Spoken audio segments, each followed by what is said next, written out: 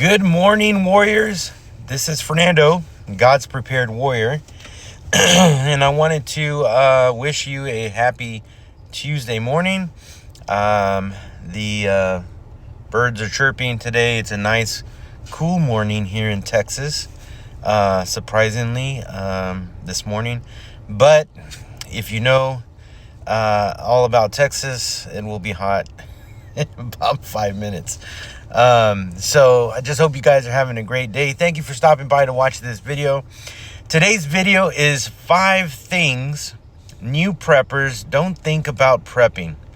And if you are a seasoned prepper, and if any one of these things you do not have prepped, let me know, because I just might change the title to 5 things preppers don't think about prepping. But I think most of us understand this. So this video is for new preppers out there. When we start prepping, we often focus on food and water, and a lot of videos that I have seen since 2020 have been about food and water, and there's this huge focus on that, and for good reason, because we can't live without either one of those two things for very long, right? Because that is important. So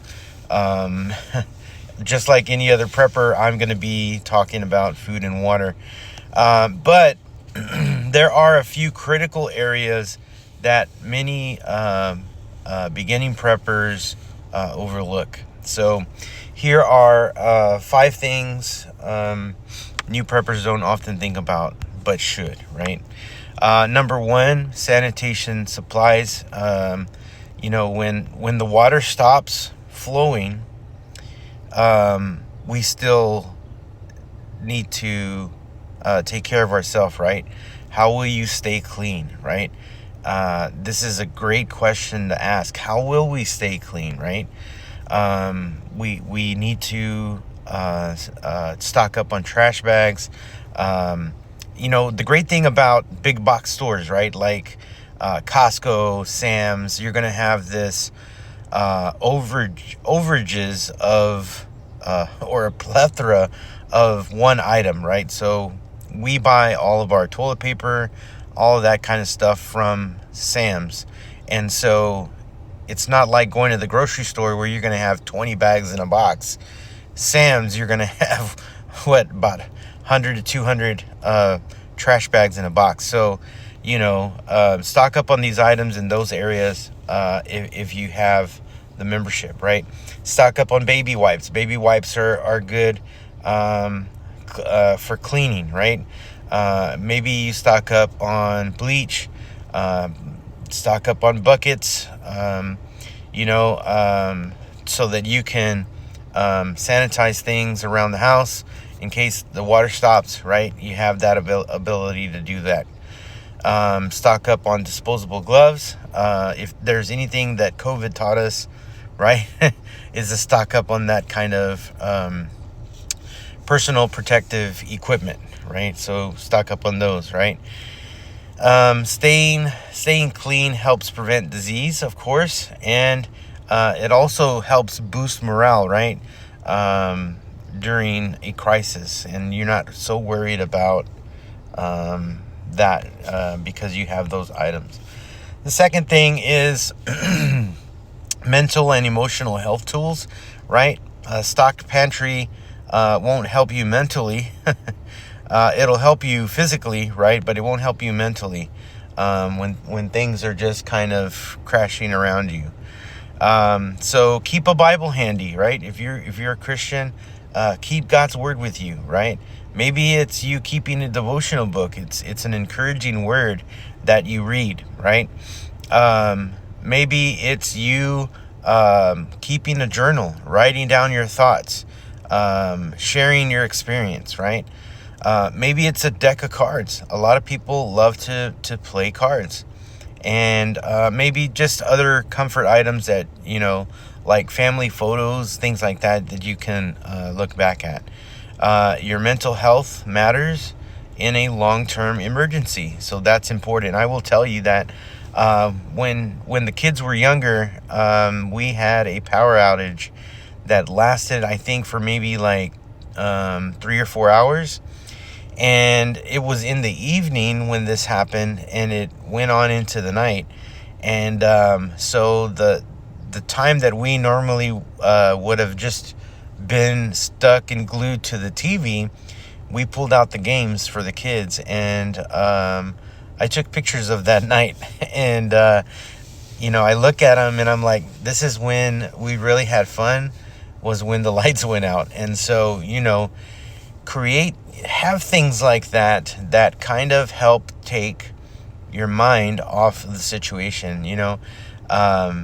The kids had so much fun, us just being together in the living room and over in candlelight and playing games. It was just so much fun. So always think about, what kind of things do I need for my mental health, and things like that. Here's the third thing. Comfort foods. Hard times call for small comforts. I'm going to be honest. When I first started, it was a mad dash for this can, that can. We got to stock that can. And I didn't even think about the things that I was grabbing. And I remember grabbing things that I don't really like or eat. And, what if, in that time, something happened to where I now had to live off the food that I stocked, right? And what if it was all of those things that I really didn't like to eat? And so, thinking about that now, man, I was really naive at the very beginning to just stockpile anything. So, knowing me, I would have cooked all the good things that I like first, and then I would have ended up with those canned items that I really didn't like. So, when hard times come, we're going to need those small comforts, right? So maybe things like candy, coffee, tea, chocolate, or, just your favorite snacks that have a long-term shelf life, right?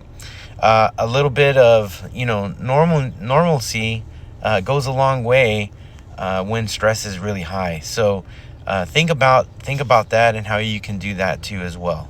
Here's the fourth one. You need alternative cooking methods. I'm going to be honest with you. When the lights go out, if you have electric stove, guess what? That stove ain't going to work. Even if you have a gas stove, if there's an emergency, what if gas is cut off? Then your gas stove is not going to work. Those are the only two real options that we have, right? Unless you have other means and ways to cook, right? You might not have the power to your stove or your microwave or anything like that. But if you have propane stoves, rocket stoves, charcoal grills, barbecue pits, or maybe even a solar oven, you have an alternative way to prepare your meals. And that's so important because having a way to cook keeps morale up, because you're going to get to eat, right? And it ensures that you can eat, right? And you can actually eat safely. So just make sure that you have alternate ways to prepare your meals, right? Here's the fifth thing, and I think it's really important, and I've been kind of talking a little bit about this here lately. I did talk about like maybe a smidget last night on our live. But you need to have paper copies of important information, right? So if your phone dies, how will you access crucial information? You need to have a phone book at a directory, right? You need to have all of those numbers in your phone written down, right? You need to have printed maps, right? Family contact lists, emergency phone numbers, and things like that. You need to have that listed out. your medical information. You need to have that on hand in case you're not able to access it online, right? When technology fails, paper becomes gold. I'm just, because last night I talked about your passwords, and keeping them up here is great, but when you have lots of them, it's kind of really hard to hold all of them. So I would encourage you to write them down, put them on a USB thumb drive that's encrypted, so that way you can have that information, right? So just know that when technology fails, paper becomes gold, and that's important. Here's the final word for today. Prepping isn't just about survival. It's not. It's about quality of life during hard times, and that's something to think about, right? So think ahead, stay balanced, right? And remember, small things often make the biggest difference in a crisis. So guys, have a great Tuesday. Thank you for watching this video. If it has added any kind of value, please make your comments. Leave comments in the comment section. I love to read all of your comments. Like and share the channel, and subscribe to it if you haven't. We'd love for you to be part of the community. Guys, my name is Fernando. I'm God's Prepared Warrior. You have a great Tuesday, and hope to see you in the next video. God bless.